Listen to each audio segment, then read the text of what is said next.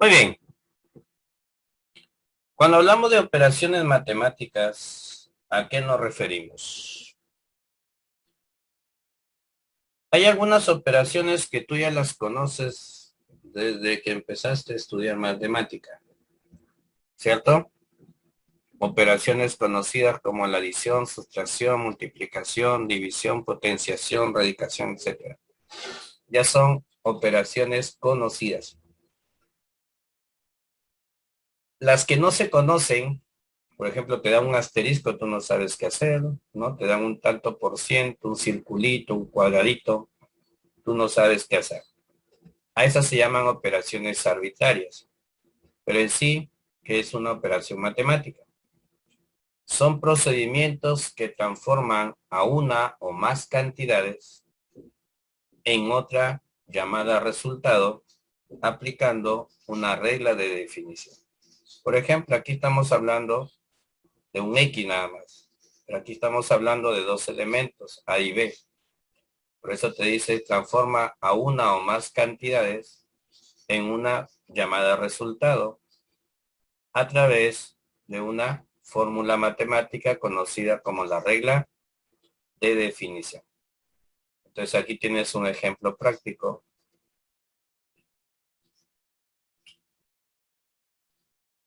Ahí está, ¿no? Aquí tienes dos elementos llamados operandos. Al A y al B lo llamamos operandos, ¿de acuerdo?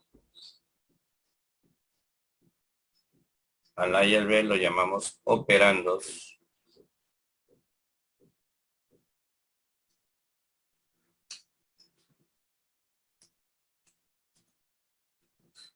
¿Listo? Entonces, a esos elementos le vamos a aplicar una formulita matemática conocida como la regla de definición. Pero ¿cuándo vas a usar esta regla? Cuando veas en medio de ellos a este símbolo que viene a ser el operador matemático. Entonces, el operador matemático no es más que un símbolo que sin la regla de definición no tiene interpretación, salvo que sean los operadores ya conocidos. ¿De acuerdo? ¿Estamos? Ok. Ahora, tomando en cuenta su regla de definición, tenemos dos tipos de ejercicios que nos vamos a encontrar.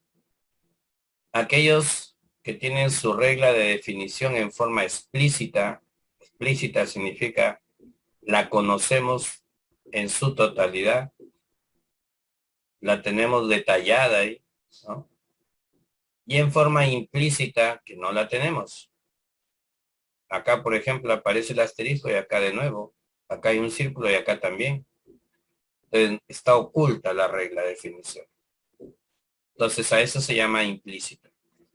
Y en cada caso se actúa de una manera de trabajo. Cada uno tiene su estrategia de solución. Y lo vamos a ir viendo en el camino. ¿De acuerdo? ¿Quedó claro entonces qué es lo que vamos a hacer en este capítulo? Uh-huh. Ok.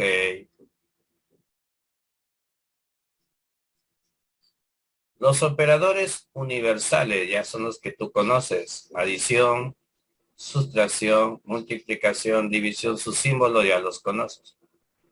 Y cuando no son conocidos, son otros símbolos, se llaman operadores matemáticos arbitrarios. Y en ellos obligatoriamente tienen que darte su regla de definición. ¿Estamos de acuerdo?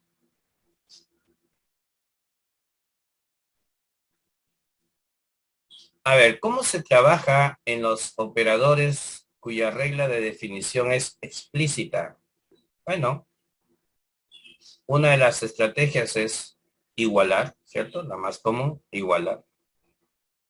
O darle forma también que puede decir. Ubicas el operador, en este caso es el operador rectangulito o cuadradito, y lo que está dentro de él lo igualas con lo que está dentro de él que te pide. Entonces tú dirías, por igualación, que x más 3 es igual a 7. Por lo tanto, tu X vale 4. Y con él resolvemos la formulita final.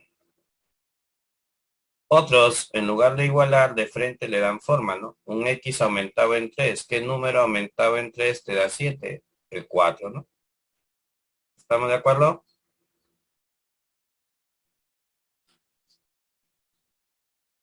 Ok.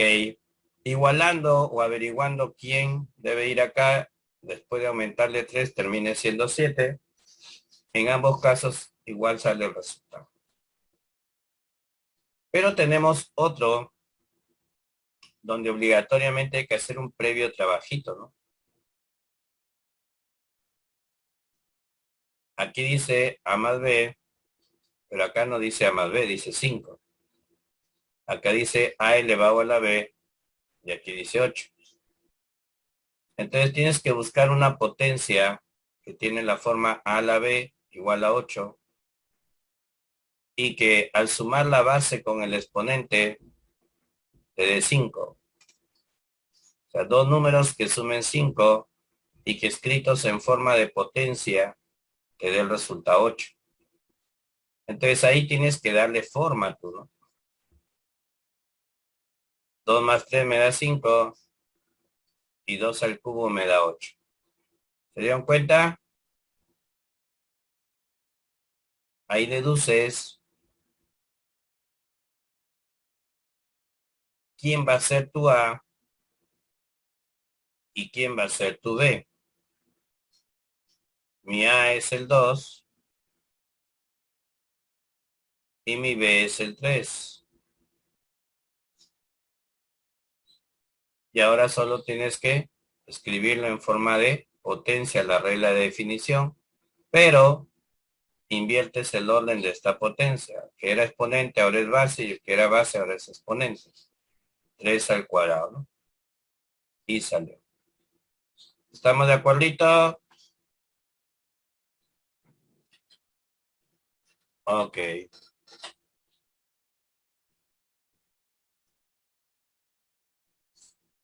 Continuamos. Una de las estrategias que usamos en las operaciones con regla de definición implícita, ojo con esto, regla de definición implícita. ¿Qué hacemos ahí? Una estrategia es por evaluación, lo que llamamos nosotros comúnmente el asignar valores a la letra, en este caso N, a la incógnita que aparece ahí, a las letritas o variables. ¿Ok? Entonces, le asignamos valores a la variable, pero no le damos cualquier valor, sino que valores adecuados, valores convenientes, en función a los datos que tengo y a la incógnita, lo que te piden allá. ¿Ya? Es el detalle. Una vez que se asigna valores, te vas a dar cuenta que en el camino, a la hora que hago una sumatoria o una sustitución, algunos de ellos van a desaparecer. Por ejemplo, acá he ido reemplazando en esta formulita, ¿no? Ha ido dando valores y ha ido reemplazando en esta formulita. Como te das cuenta, no es una regla explícita, porque hay n en ambos lados. Entonces, si n vale 1, este f sub n se convierte en f de 1, para que aproveches el dato que tienes. En el segundo miembro se vuelve f de 2, porque n vale 1. Al aumentarle 1, f de 2 y más 1, ¿no? Si n vale 2, f de 2 igual f de 3 más 2. Si n vale 3, f de 3 igual f de 4 más 3, y así sucesivamente. Y luego se da cuenta que si suma en forma vertical, como este f2 está en el segundo miembro y también en el primer miembro, primer y segundo miembro, al trasladar de un miembro a otro, termina eliminándose. O por la propiedad cancelativa, ¿no? Está presente en ambos lados, se cancela. Con el mismo signo va a estar en ambos lados. Entonces, F2 está en el primer miembro y en el segundo. F3 en el primero y en el segundo. F4 en el primero y en el segundo. F5 en el primero y en el segundo. F6 en el primero y en el segundo. Por lo tanto, solamente sobraría F1 en el primer miembro, F7 en el segundo miembro, y haces una sumatoria de estos numeritos. Y luego reemplazas el F1 que era 30, esta suma que es 21, lo pasas a restar y te sale automáticamente lo que te han pedido. ¿Estamos de acuerdo? ¡Yujú! Entonces, el dar valores va a depender del tipo de ejercicio que nos den y de los datos y de la incógnita que te pidan calcular. Vamos con otro ejercicio. Otro tipo de trabajo que se suele hacer se le llama por analogía. ¿En qué consiste esto de analogía? Forma análoga significa que se resuelve de forma similar a como hiciste otro, ¿no? En este caso, la regla de definición, que no está en forma explícita tampoco, la regla de definición que no está en forma explícita, se aplica tanto para la primera pareja como para la que está en el segundo miembro. Por ejemplo, si a mí me piden calcular 1 asterisco 4, entonces yo me guío por esta parte de acá. Tengo que multiplicar por 2 e invertir el orden de los operandos. Multiplico por 2 e invierto el orden de los operandos. Y luego le resto el primer operando. Y le resto el primer operando. Mira cómo lo estoy interpretando yo, ¿no? Ahí está el detalle en esto de analogía. ¿Qué dice la operación asterisco? A tus dos operandos, escríbelos en forma invertida manteniendo el operador. Todo eso multiplícalo por 2 y réstale el primer operando. Ahí está. Y luego vas a desarrollar de la misma forma este paréntesis. Solamente este paréntesis. ¿Qué vas a hacer? Multiplicas por 2, invirtiendo el orden de ellos. Multiplico por 2, invirtiendo el orden de ellos. ¿De acuerdo? Y le resto el primer operando que sería el 4.